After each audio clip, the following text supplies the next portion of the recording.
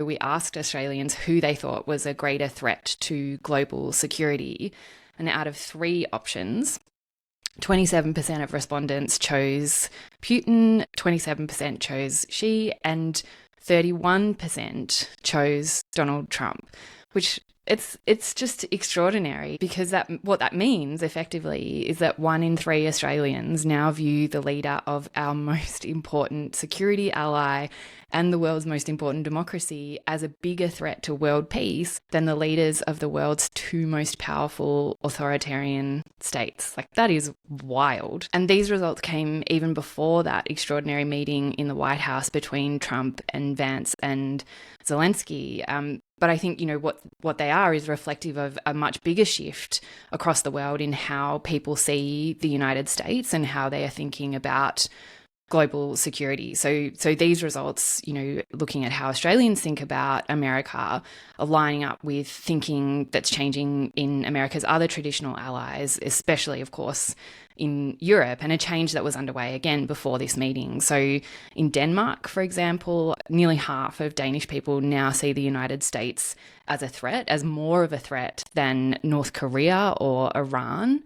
And just in the last few days, the incoming German Chancellor has said that Germany is going to pursue more independence from the United States. And he said himself that he couldn't believe that he, was having to say this. What do you think all of this means for the future of the alliance? Again, it's a really difficult question. There will be increasing pressure on the alliance and increasing pressure on the Australian government in particular to stand up for Australian values in the face of Trump's assault, particularly on the international rule of law, which Australia has a vested interest in continuing. And I think we've seen that, in the last few days, where the PM has talked about particularly Australian support for Ukraine and how that is driven by a commitment to the survival and continuation of the international rule of law.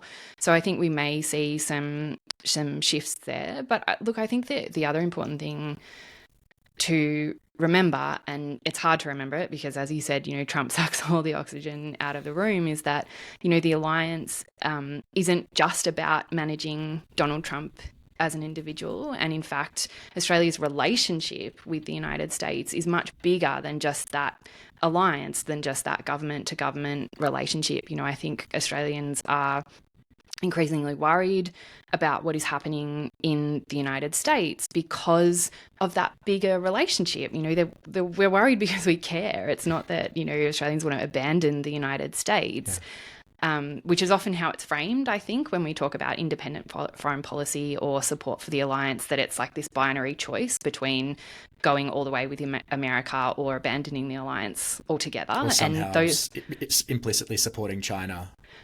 Yeah, exactly. That we have, a choice between our alliance with America or being completely dominated by China. So that's such a false binary. That's not the way that international relations or the world works. And I think, recognizing that and focusing on that bigger relationship with the United States, that's not just the kind of capital A alliance security relationship, but the genuine kind of democratic connection that we have between our parliament and Congress, or the cultural connections, or, even the sporting connections that we might have.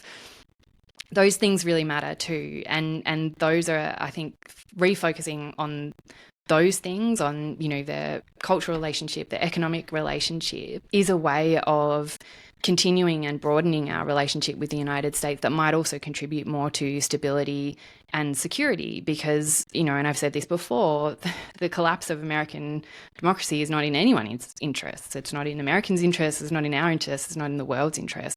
And I think these results reflect an implicit understanding of that.